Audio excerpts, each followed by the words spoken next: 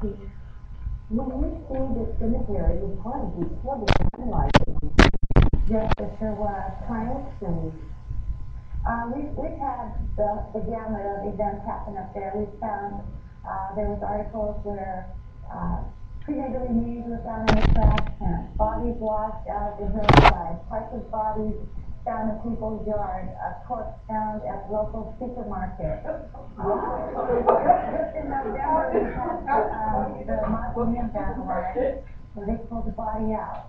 All this is going on. Well, yeah, it's the same mausoleum. It was a popular meeting place for gang members, and they'd go up there in the middle of the night and have a party. They thought it'd be fun to break in, pull out a body, stand up in the corner, put a cigarette in his mouth. For great entertainment value. This is sort of desecration that goes on more often than we like to admit. Yes, sir, your question, please. Yeah, well, first of all, my heart goes out to you with your story. I'm shaking because I might be facing doing the same type of thing with my grandparents pretty soon. But is there any type of safe way of doing this, like prepaying for a plot? Is there any place to go, you know? Oh, that's a good question, and it opens up a whole other situation that Kathy and her husband can address. This is Kenneth, and Kathy, her grandmother, basically did that, prepaid the whole funeral, right? Wanted to take care of everything so that the family wouldn't have to worry. And then you're telling us that wasn't the best idea in the world? It was not at all.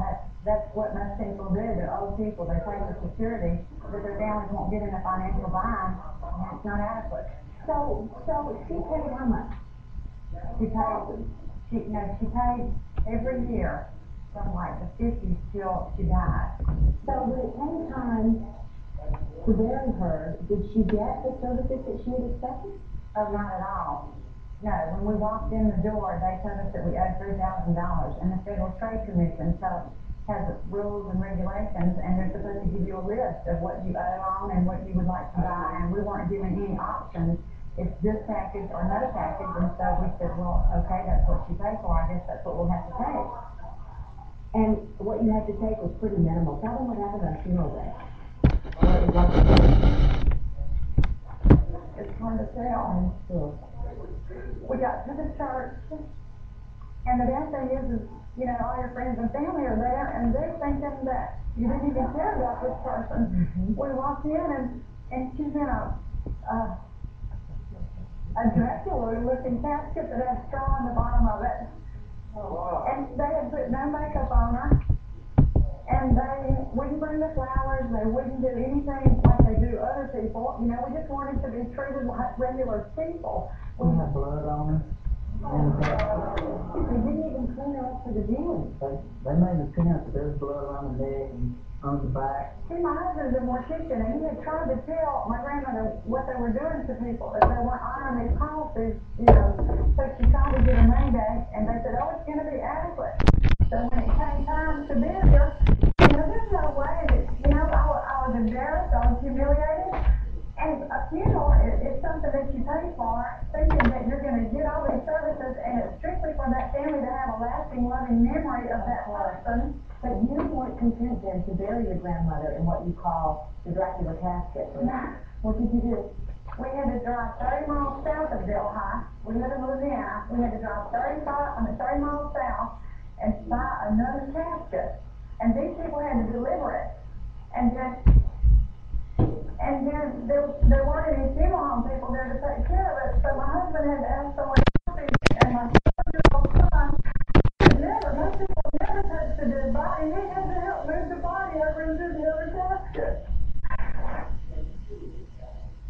It's outrageous. It's heartbreaking, and it's at the time when you're the most vulnerable that they just seem to come in there and take advantage. There is a lawsuit, right? Oh, yeah. Yeah, lawsuit pending. We did try to contact the funeral home, but we got no response. You might think it would be less devastating and you could spare your family the heartache if you just got cremated. And it might be, unless they find out later on that it wasn't in fact your ashes at all that they buried. The person won't come back.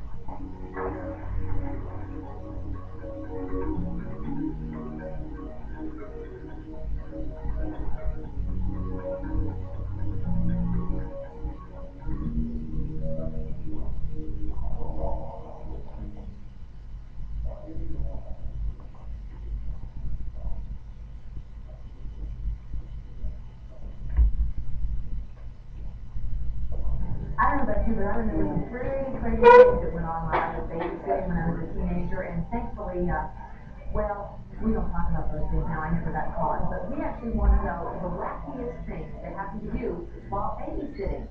You have it on tape. Call me your back.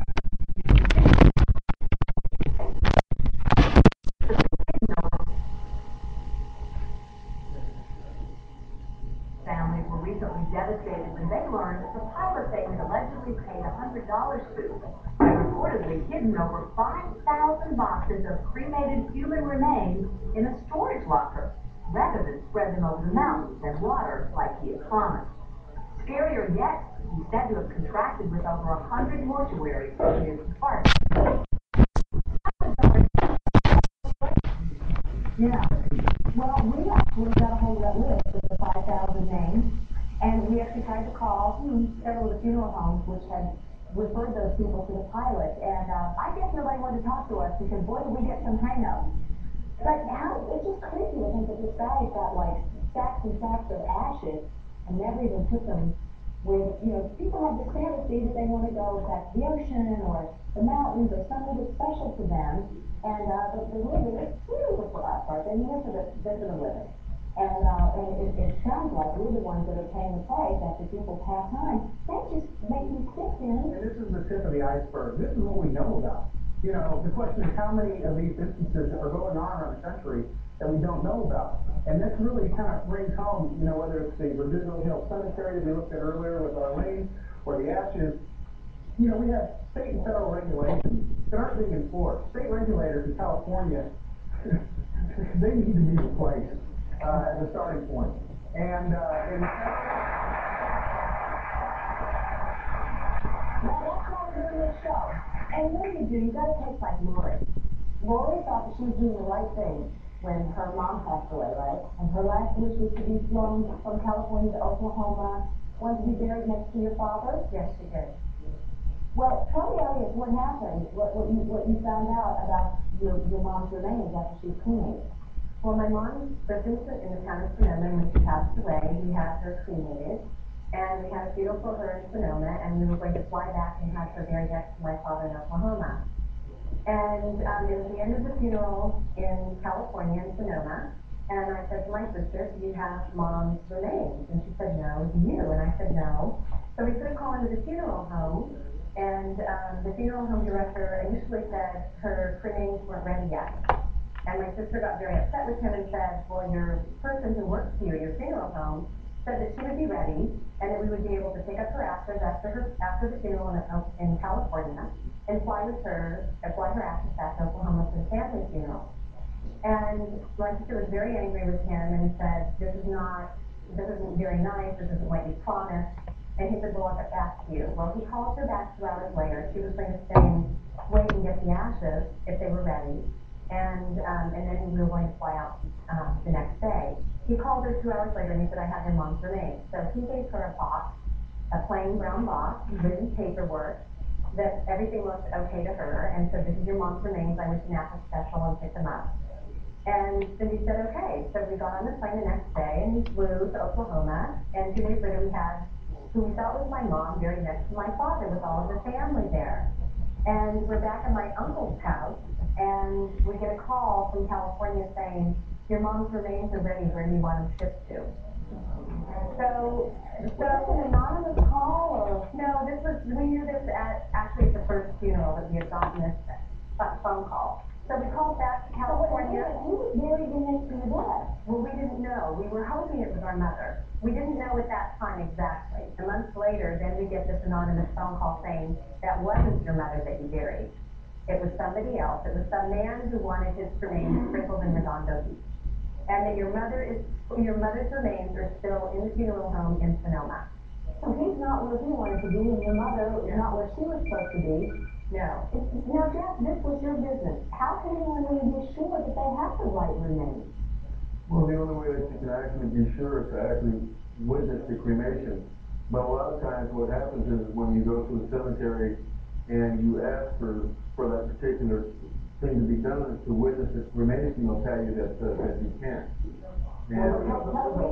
Well, they say for liability Yeah, purposes. they'll use the online, state regulations or insurance company will not allow us to have anybody back here. But, and then too, to take it a step further, there are some places they'll say, yeah, sure, you can witness it, but it's gonna cost you an additional fee of $125. Right. Can you imagine? So the family's already strapped for the money they've already put out for the services already, and then they wanna charge them on top of that. Now, there was a lawsuit here too? Yes, that got settled out of court, yes. So there was no admission of wrongdoing, but there was a settlement. Correct. The audience has been a little spooked today because we're doing caskets on the stage here. They're here for a reason because we want to inform you, we want you to be smart, and we want you to avoid some pain at funeral time. This casket right here can cost up to, are you ready, $15,000 you can pay for a casket? Do you want to spend that kind of money? What will they tell you when you get there? Do you need the bronze protective coating? Do you need this ceiling? Or do they tell you this stuff to kind of scare you, honestly, to do the right thing for the loved ones and to protect the loved ones, because you don't want the bugs and you don't want the worms and you don't want the body being, damaged when it's under the ground. And they will make you think that, depending on what kind of coffin you have, you can protect whoever you bury. Don't buy it. There's some tips coming up that you don't want to miss. We'll be right back.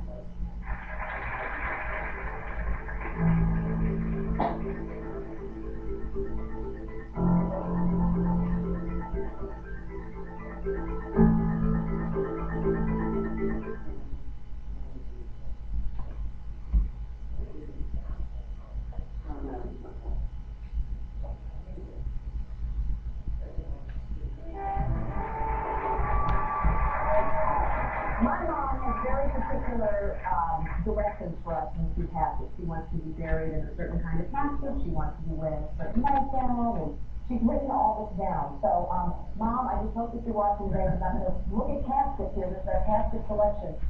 Ray Silvers is the president of Direct Caskets, and we plan to have the lowest prices on funeral wear.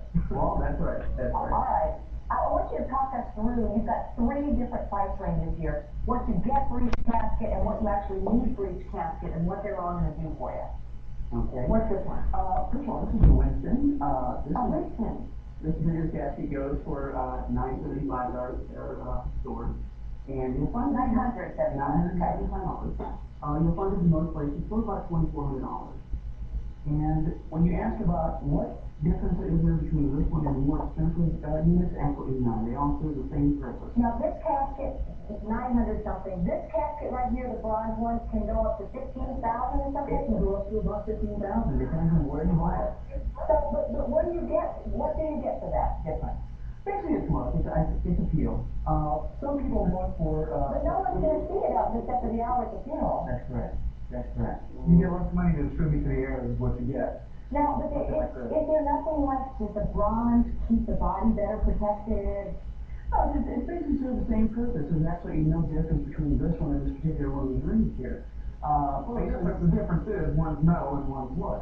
And wood's going to store moisture, and that's going to have a steel extent. On this one, the only difference between this one and that one there is this one is a 28 steel, and that is a bronze. It's more precious metal. It's the only But difference. now, when you're selling to people, maybe not you, but at some places where they're high pressure, they will say you want the higher quality. Well, they always start off with, you only want the best for your relative, of course. Right. Well, no, I'm going to put them in a shoebox. Of course I want the best. And they work on the emotion. Nobody wants to look like a cheapskate and say, well, I don't really love her that much. Let's just put her in this model.